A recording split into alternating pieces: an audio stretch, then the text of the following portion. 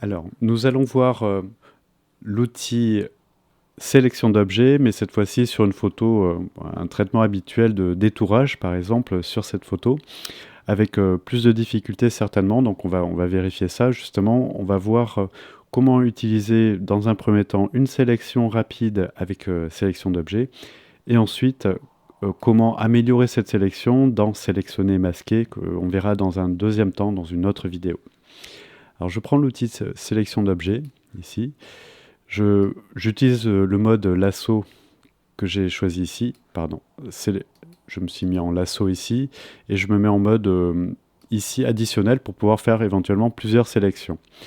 Donc, inutile d'être trop près de l'objet. On va simplement sélectionner ceci.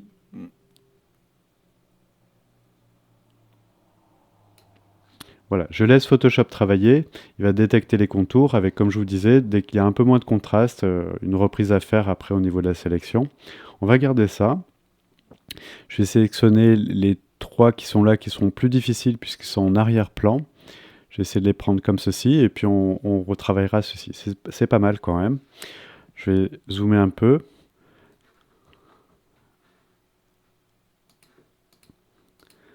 Voilà, il s'en est pas trop mal sorti ici. On voit qu'il y a encore des éléments. Donc là, par exemple, je dois retirer cette partie-là.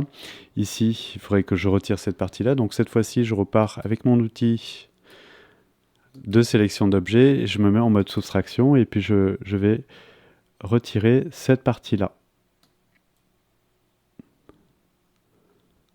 Hop, j'entoure cette partie-là. Je fais le tour. Donc encore une fois, je ne suis pas extrêmement précis. Pardon, non, je dois rajouter de la sélection. Voyons voir. Ok, donc c'est bien en soustraction. Là, il y aura un peu de travail. C'est un peu plus difficile ici pour lui. Donc je vais aller un peu plus au bord. Essayer d'avoir ceci. Voilà. Ceci et ça, c'est de la même valeur. Donc il ne réussit pas à le faire. Alors là, on a quelque chose de plus franc. Donc je vais pouvoir le faire, je pense, plus facilement. Ici, je me mets comme ceci. Voilà. C'est pas évident. Des fois, il vaut mieux prendre un peu de recul. Ok, bon, il s'en sort pas si bien que ça dans ce creux-là. Donc je vais garder ça, et puis on va voir dans une deuxième partie les sélectionner masquer, qui va me permettre de peaufiner ceci. Bon, je vais quand même insister.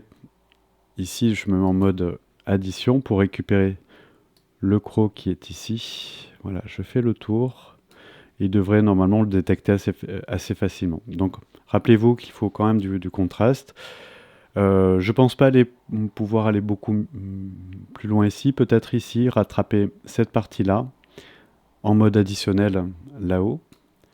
Voilà, donc il arrive quand même, au fil du temps, il arrive à savoir ce que je veux.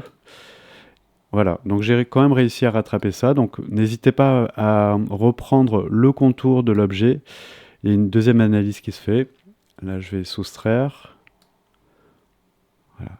L'idée, c'est d'avoir le moins de travail possible après avec les masques de fusion. Voilà, je vais garder ça, et on va voir dans une deuxième partie comment on peut améliorer cette sélection pour faire un masque, par exemple.